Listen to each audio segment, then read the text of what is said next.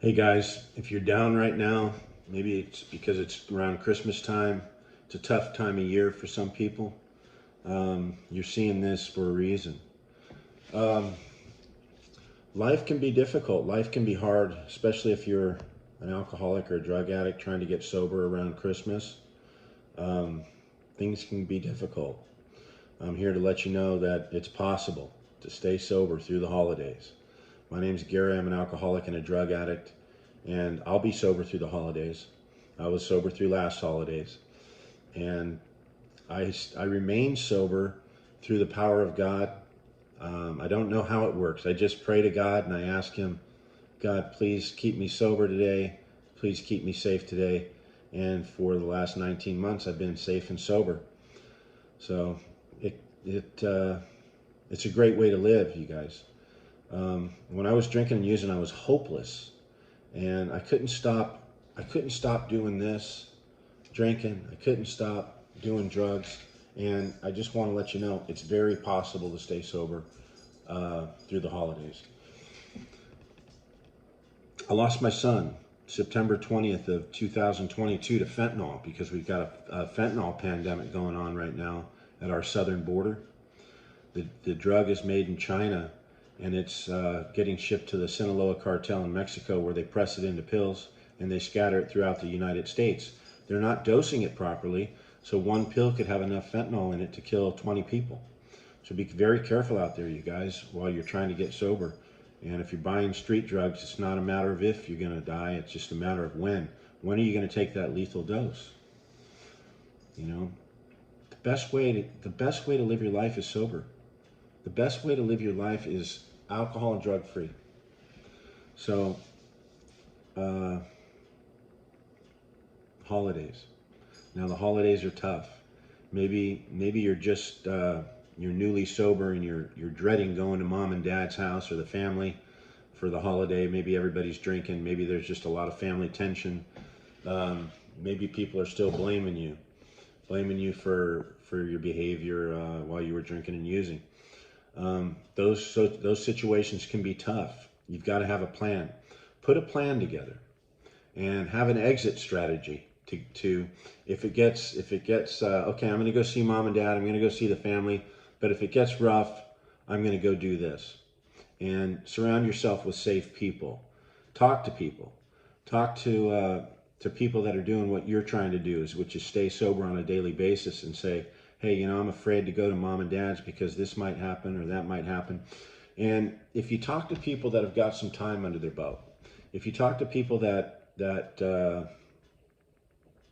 maybe have 2 or 3 or 4 or 5 or 10 or 20 years of sobriety, you find those people in meetings of Alcoholics Anonymous, Narcotics Anonymous. Talk to those people, see how they've dealt with the situation. Um, I keep saying the most courageous thing you can do is go to an AA meeting or an NA meeting and raise your hand and say, I need help, or here's what's going on in my life. Here's what my fears are. We don't have to live our life in fear. This is the greatest thing. When we were drinking and using, we lived our life in constant, I'm afraid, and we'd kill that fear with alcohol and drugs. You know, I didn't even realize how afraid I was till I got sober. When I got sober, it was like deer in the headlights look.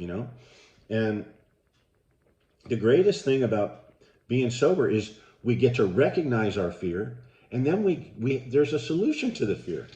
I don't live my life in fear today. I get afraid, right? I can wake up in, what am I going to do?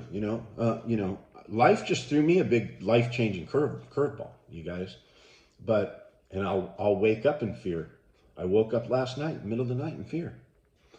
I asked God to remove my fear, help give me a good, peaceful night's sleep. And you don't need to believe in God to stay sober, but that's a whole different topic. I'm going to stay on the fear thing. I don't live my life in fear. I'm going to tell you my personal experience, how I conquer fear, right? I conquer fear when I'm in fear, okay, I have to remember that this is how I do it, okay? I'm a believer in God, okay? I can't tell you exactly how it works. I can't tell you why, why my son, passed away at 27 years old. I didn't blame God. I don't believe you should. Here's what I truly believe, okay? And this helps me in my daily life. This is so important to just stick in here for another 30 seconds, okay? Because it is so important to, if you're a believer, right? I'm in this almost daily, okay? It says, and acceptance is the answer to all my problems, not some of my problems. Acceptance is the answer to all my problems.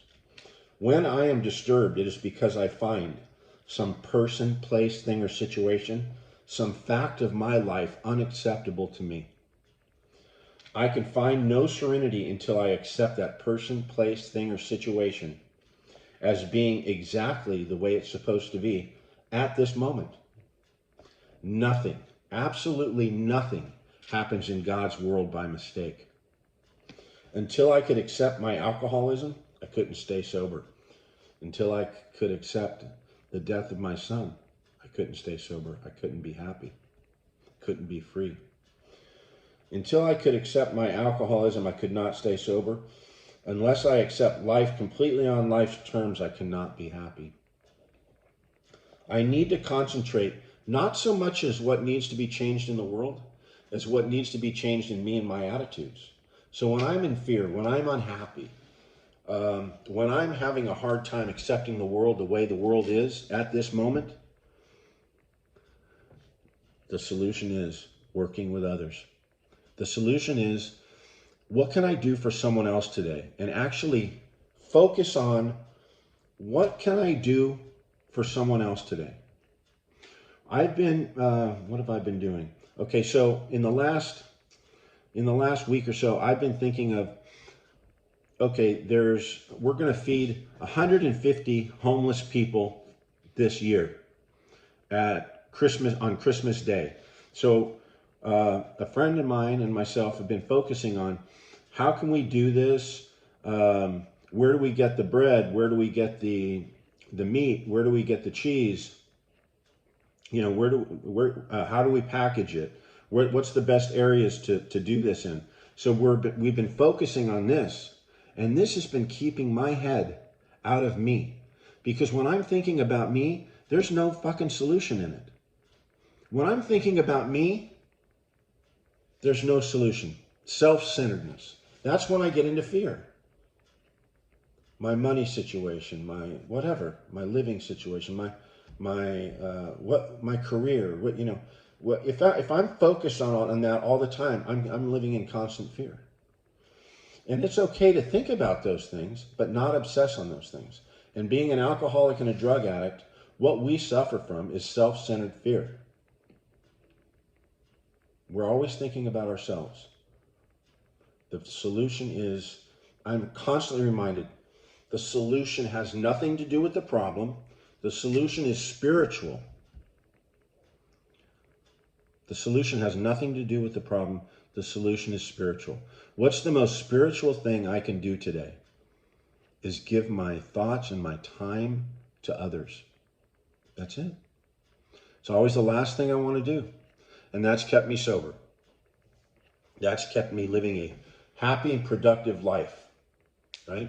Whether I'm employed or not, whether I'm in a relationship or not, whether I'm giving a eulogy at my son's funeral, I've been protected because I make those my priorities.